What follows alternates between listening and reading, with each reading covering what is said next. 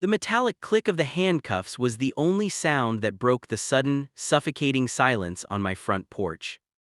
Karen's face, which had been a mask of triumphant malice only seconds before, drained of color until she looked like a ghost in a floral print blouse. Her eyes darted from the silver rings around her wrists up to my wife, Sarah, who stood there with the calm, terrifying poise of a predator who had finally closed the trap. Karen Miller, Sarah said, her voice dropping into that low, professional register she used when she was processing a suspect. You are under arrest for felony stalking, criminal trespass, and filing a false police report. The two officers who had arrived at Karen's beckoning stood frozen. They looked at Sarah's badge, then at the warrant in her hand, and then at each other. They didn't move to stop her. In the world of law enforcement, there's a specific hierarchy, and Sarah, a lead investigator with the district attorney's office, was currently at the top of the food chain. I leaned against the doorframe, crossing my arms. I took a slow, deliberate breath, letting the cooling evening air settle the adrenaline. I didn't shout, I didn't gloat, I just watched her. But I'm the president, Karen stammered, her voice thin and reedy. I have a master key, it's for the community, it's for the safety of. The key, I interrupted, my voice smooth and conversational, is the reason you're in this mess, Karen. You thought that silver bit of metal gave you the right to bypass the Fourth Amendment. You thought it made you a queen. In reality, it just made you a burglar. This hadn't started with a warrant. It had started weeks ago with that first, violating sound of a key turning in a lock that wasn't hers. When I bought this house in Maplewood Estates, I wasn't just buying brick and mortar, I was buying a fortress. My grandfather used to say that a man's home is the only place in the world where the wind might enter but the king cannot. He grew up in an era where property lines were sacred, and he passed that reverence down to me. To me, privacy isn't a luxury, it's a prerequisite for a dignified life. But Karen Miller didn't believe in dignity. She believed in community standards, a phrase she weaponized to justify her voyeuristic obsession with control.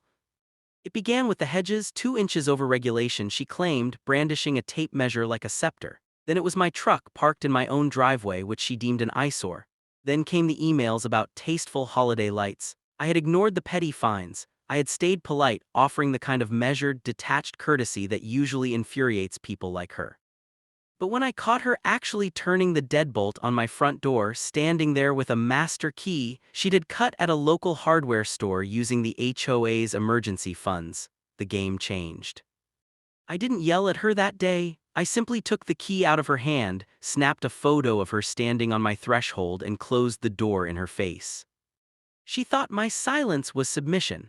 She thought the flurry of orange violation notices she taped to my garage over the following weeks, citing everything from unauthorized interior modifications to failure to maintain indoor cleanliness, would break me. She was wrong, I wasn't hiding, I was documenting. Officer, Karen pleaded, turning to the 2 patrolmen she had summoned to my house under false pretenses. You saw him, he's been threatening me, he's dangerous, he has unauthorized things inside that house. The taller officer, a veteran named Miller who looked like he'd rather be anywhere else, looked at the folder of evidence I'd given him 10 minutes earlier. He looked at the screenshots of the threatening emails Karen had sent me at 3:00 a.m. He looked at the photo of Karen trying to break into my house. Then he looked at my wife. Detective, Miller said to Sarah, ignoring Karen entirely. You're sure about the stalking charge? Sarah didn't even blink. We have 3 weeks of doorbell camera footage showing Mrs. Miller lurking on this porch at odd hours, peering through windows and attempting to gain entry. We have the hardware store receipt where she used the HOA debit card to illicitly duplicate the master keys for every home on this block. And considering she just called you here to report a violent confrontation that my own hidden exterior microphones prove never happened, yeah, I'm sure. A collective gasp went up from the sidewalk. The neighbors, the ones Karen had spent years intimidating with fines for faded welcome mats and excessive wind chimes, were now leaning in, their phones held high. I saw Mr. Jensen from across the street. He was usually a quiet man broken down by years of Karen's litigation. Today, he was smiling. Is that true, Karen? Someone shouted from the crowd. You have keys to all our houses. The panic in Karen's eyes was delicious. It wasn't the panic of a misunderstood public servant. It was the panic of a bully who had just realized the person she'd been punching was a heavyweight champion. It was for emergencies, Karen shrieked, her composure finally shattering. She began to struggle against the cuffs, her face turning a deep mottled purple. You people don't appreciate what I do. This neighborhood would be a slum without me. Ryan Mercer, you think you're so smart? You think you're above the rules? I'll sue you for everything you have. I'll have this house foreclosed by the end of the month. I took a step down the porch stairs, invading her personal space just enough to make her flinch. I kept my voice low, barely a whisper, so only she and the officers could hear. That's the thing about power, Karen, I said, my tone dripping with a quiet, sarcastic edge. You have to actually have it for it to work. You've been playing at being a judge, a jury, and an executioner, but you forgot one tiny detail. I gestured to the house behind me. You aren't the only one who knows the bylaws. I spent the last week talking to the rest of the board. It turns out they don't like being implicated in felony trespassing. They signed an emergency resolution this morning. You aren't the president anymore. You aren't even a member. You've been expelled for gross misconduct and misappropriation of funds. Karen's jaw dropped. She looked like a fish gasping for air.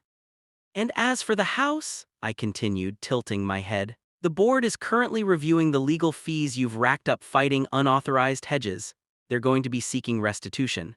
I'd start looking for a smaller place, maybe somewhere with very strict rules. I hear the county jail has a great HOA. The walk to the patrol car was the longest walk of shame Maplewood Estates had ever witnessed. The silence of the neighborhood had been replaced by a low hum of chatter and the occasional cheer. As the officers guided a sobbing, hysterical Karen toward the back seat of the cruiser, she tripped on the curb. No one moved to help her. She looked back at me one last time, her eyes wide with a desperate, irrational hatred. I simply raised my hand in a small, mocking wave. Sarah stepped up beside me, tucking her badge back into her belt. She looked at the crowd, then at the empty porch where Karen had stood so arrogantly just an hour before. You okay? She asked, her voice returning to the warm, familiar tone of my wife, not the detective. I'm fine, I said, watching the cruiser's lights fade as it turned the corner. Just thinking about what my grandfather said, a man's home is his fortress. And the fortress held, she smiled, leaning her head on my shoulder. I looked out at the street. For the first time in months, the neighborhood felt different. The air felt lighter. People were actually talking to each other across their lawns without looking over their shoulders for a clipboard-wielding shadow. The queen was gone, the master keys were being recovered, and the rules, the real rules, the ones that protect people like us from people like her, had finally been enforced. I turned back toward my door, the heavy oak solid and secure. I reached into my pocket, pulled out my own key, the only one that belonged in that lock, and felt the satisfying weight of it in my palm. I didn't need a master key to control the world. I just needed the right one to lock the world out. As I closed the door and heard the deadbolt slide home with a final, echoing thud, I knew one thing for certain.